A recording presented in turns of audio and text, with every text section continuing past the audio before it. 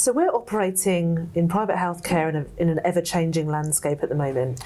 Yeah. You know, we've seen COVID, we've seen Brexit, and we're now dealing with an economic crisis on the horizon. Yeah. So as practice owners, we have to make decisions around investing in new kit, recruiting, growing our teams, all sorts of things at the moment. So is there any way that we can do that more effectively and taking into account the risks? Yeah, there is. The highest in-demand skill at the moment in leadership and in business is that of critical thinking. And we might think we do it well, but we don't generally. We're too optimistic as humans. So there's this thing that Gary Klein came up with called the Pre-Mortem Analysis. Obviously, it's the opposite of a post-mortem analysis. We know what that is, what was the cause of failure, what was the cause of death, which is really useful as we move forward, but it's no use if you're the person who's on the slab. Whereas what we can look at is what will be the cause of failure. It's like our crystal ball, if you like. It's about getting foresight, which is such an important and valuable thing. So what we do is much like a risk register to start with. So what you do is you decide, for example, are we going to implement this plan? Are we going to buy this new bit of kit? Are we going to recruit this new person? And you go through a decision-making framework that might say, yes, on balance, this is a really good idea. So what you then do is you say, right, we buy this new piece of kit, or we implement this project or this plan on the 1st of January 2024. That's when we're going to enact this plan. And what we do mentally before we ever launch that product, that plan, whatever it is, you fast forward 3 months, 6 months. I mean, Gary Klein would say 12 months. So you go to the 1st of January 2025, a year after you've implemented this thing, and it's failed. It's failed catastrophically. Your brand name is the laughing stock in private healthcare.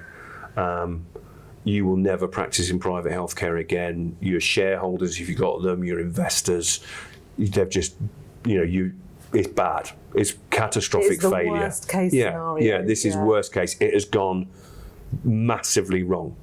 And think of the wrongest thing you can think of, and that's happened. You're not practicing anymore. The brand has failed. Everything's gone wrong. You're no longer in practice. If you sit down at that time, the psychological things that are going on enable you to say, okay, why has it gone wrong? At that point, 1st of January 25, why has it gone wrong? What went wrong? And you can go through this process of individuals around the table writing down everything that resulted in the failure of that project, that initiative, whatever it is. And you will come up with approximately 85% of the failure criteria, 85% of the reasons why this thing failed, which is great. So you then plot them over a likelihood versus impact. So the more likely it is and the higher the impact, the more it sits up on the top right-hand side of this graph. Or, well, you do that, you plot them all. And then what you look at is what are the most likely and most serious? And you bring those down into 2 separate boxes. And those boxes, we're going to put a template out for this as well. Those boxes are the controllables, and the vast majority of these failure criteria will sit in the controllables box. And then the others are the uncontrollables. And the sort of things we see in the uncontrollables can be really dark. So it can be a fatality of a team member meant that the thing failed. And we have to think of things like that. Let's go dark sometimes. The clinic burned down. The clinic burnt down. Yeah. So, Do we count pandemic in that one? Yeah, absolutely. Okay. Absolutely. That's why the pandemic of COVID-19 caught us out, because so many people didn't consider it. Whereas I worked with a company before the pandemic hit in the January of that year, and we were doing a pre-mortem analysis on some of their stuff, and one of their colleagues in the coffee break said, what about the Spanish flu of 1918? What if something like that happens again? We spent no longer than 15 minutes doing a pre-mortem analysis because we were all laughing and joking about it. And they said, well, we'd have to buy remote tech. We'd have to enable people to work from home. Can we do that? What systems and processes have we got in place? So they had in the uncontrollables box, you can create contingency plans. That if the conditions are ever met, whereby we need like an earthquake or a tsunami or a pandemic or the clinic burns down, if that were to ever happen, what do we do about it? So you can't control that. So you have a contingency plan. This organisation pulled the contingency plan off the shelf and grew and thrived and flourished through the pandemic that hit 2 months later. Weird, like a proper Scooby-Doo moment that was. But the controllables box, where the majority of these 85% of the failure criteria will sit, because they're controllable, we haven't even launched our plan yet. And guess what we're doing? We're mitigating against those failure criteria that are controllable. So we're putting control measures in place to make sure that those criteria can never be met, because we've got that transparency, that foresight, that crystal ball moment. And the way it works is because we fast forward into that, we can imagine ourselves in that situation and we can look back historically, even though it's not happened yet, on why something did fail.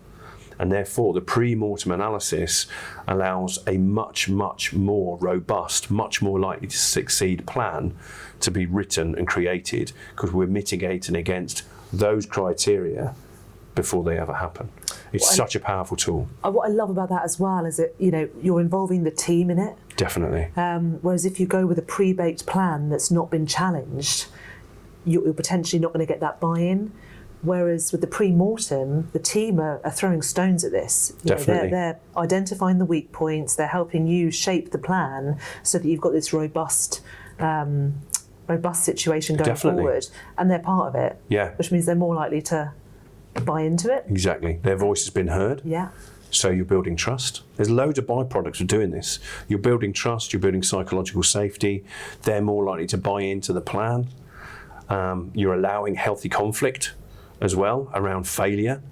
So there's this oxymoronic phrase, in order to succeed, plan for failure. I mean, when would you ever hear that? It's ridiculous, isn't it? Utterly ridiculous thing to say, but it's true. In order to succeed, plan for failure, and therefore you can mitigate against it, and success blossoms and we thrive.